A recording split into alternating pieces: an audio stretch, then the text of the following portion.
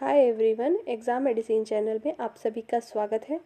Allahabad university में जो आपके एग्ज़ाम हैं एमटीएस के और अदर जो भी होने वाले एग्ज़ाम हैं, उसके लिए आपको ये बहुत ही इम्पॉर्टेंट वीडियो है जिसमें कि हम महत्वपूर्ण धाराओं को देखेंगे।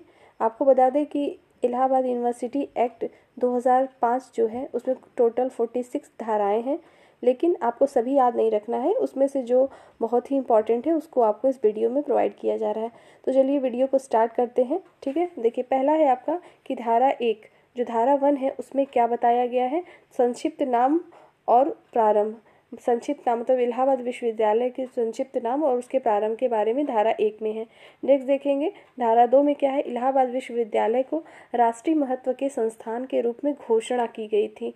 धारा 2 के तहत जिस तरीके से आप संविधान पढ़ते हैं और उसमें आर्टिकल होते हैं, जैसे आर्टिकल 1 हो गया, फिर आप आगे जब पढ़ते हैं तो 2, 3 ऐसे चलते जाते हैं, उसी तरीके से आप धारा को भी ध्यान में रखते हुए चीज़ों को पढ़िए तो आपको याद हो जाएंगे। आप इन धाराओं को देखिए, एक सीक्वेंस में ही है होते हैं लगभग, तो आपको याद होंगे। देखेंगे धारा 2 में आपने देखा कि इलाहाबाद विश्वविद्यालय को राष्ट्रीय महत्व का जो दर्जा दिया गया था तो उसकी घोषणा की गई थी धारा 2 के तहत। नेक्स्ट देखेंगे धारा 3 क्या है, तो परिभाषाएं। इलाहाबाद विश्वविद्यालय से रिलेटेड जो भी संगठन या संस्थान हैं उनके बारे में टोटल उसकी परिभाषाएं दी गई हैं। आपको डायरेक्ट पूछेगा कि धारा 3 किससे संबंधित है, ऑप्शन आपको दिए रहेंगे, तो आप ऐसे ही डायरेक्ट याद रखिए कि परिभाषाएं से संबंधित है। नेक्स्ट देखेंगे धारा 4 क्या है, तो इलाहाबाद विश्वविद्यालय निगमन।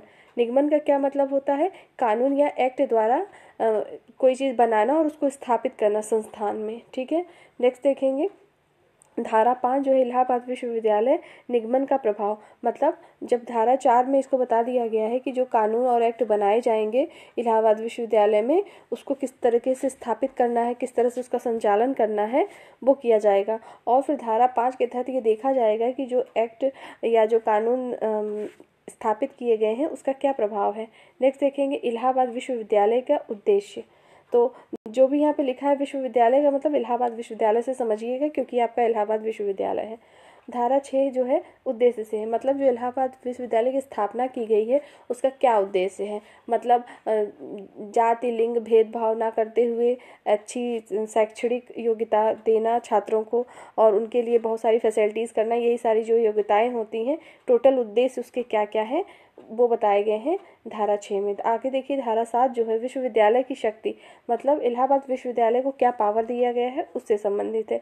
और आपको ये बात पता भी होगी कि जो इलाहाबाद विश्वविद्यालय है तो उससे उसके कई संगठन संस्थान भी हैं, उससे उसके एफिलिएटेड कॉलेज भी हैं जो कि इलाहाबाद यूनिवर्सिटी से हैं। तो उन सारे में क्या क्या शक्तियाँ दी गई हैं टोटल धारा 7 में बताया गया है। आगे देखते हैं धारा 10 जो है मोस्ट इम्पॉर्टेंट है। और आपको ये जब हम कुलाध्यक्ष के बारे में बताए थे तब भी आपको चीज़ें बताई गई हैं।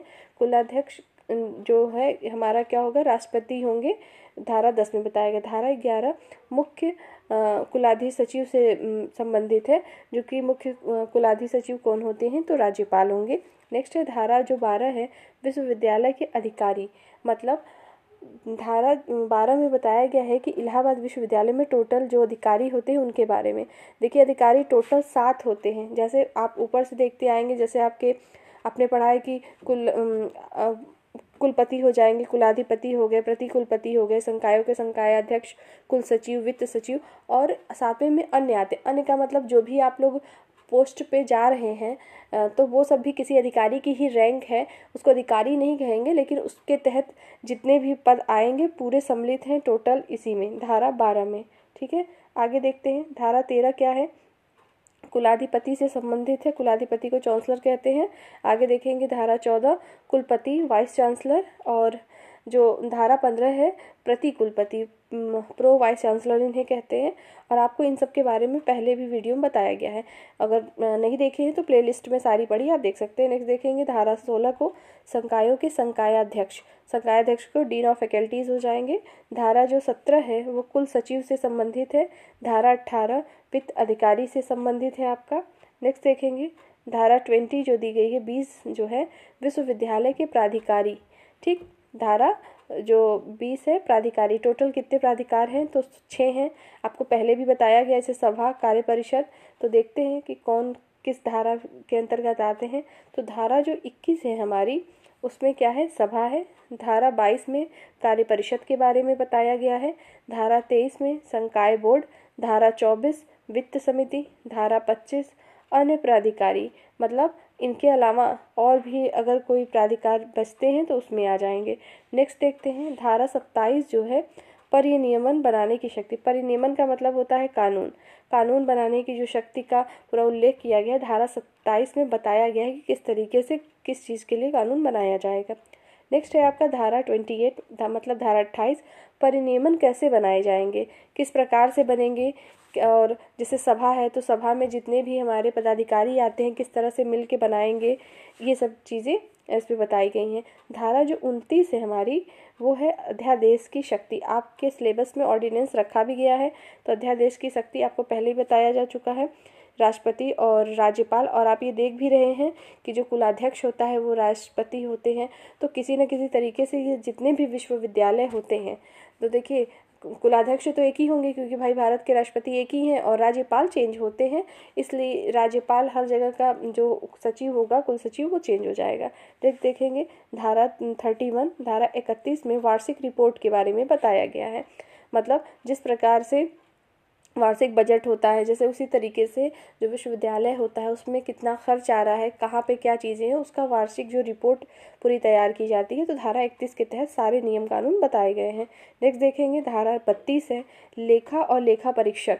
ठीक, जो भी आपकी परीक्षाएं कराई जाती हैं, सिलेबस में कोई चेंजिंग करनी है या तो कोई जो भी एग्ज़ाम से रिलेटेड चीज़ें होती हैं, सबके बारे में धारा 32 में वर्णित है। और धारा 46 जो है 1973 मतलब 1973 में राष्ट्रपति के अधिनियमन 10 का संशोधन के बारे में पूरी जानकारी दी गई है। और दिया है आपका धारा 37 भविष्य निधि तथा पेंशन या पेंशन। तो धारा 37 किससे भविष्य, जैसे आप नौकरी करेंगे कभी किनको कितना पेंशन दिया जाएगा, और जैसे जो भी वेतन आते हैं उसमें से कुछ पैसे आपके कटते हैं, तो उससे रिलेटेड जो भी चीज़ें होंगी धारा 37 में बताया गया है। तो इतने थे टोटल महत्वपूर्ण धाराएं, इनको आप कई बार रिवीजन करिएगा, ये आपके लिए बहुत ही हेल्पफुल होंगे। ठीक है, तो आप लोग के पास भी टाइम नहीं है तो उसको बस रिवीजन करते चलिए। इस वीडियो में इतना ही, नेक्स्ट वीडियो में नई टॉपिक के साथ फिर उपस्थित होंगे। तब तक के लिए टेक केयर, जय हिंद।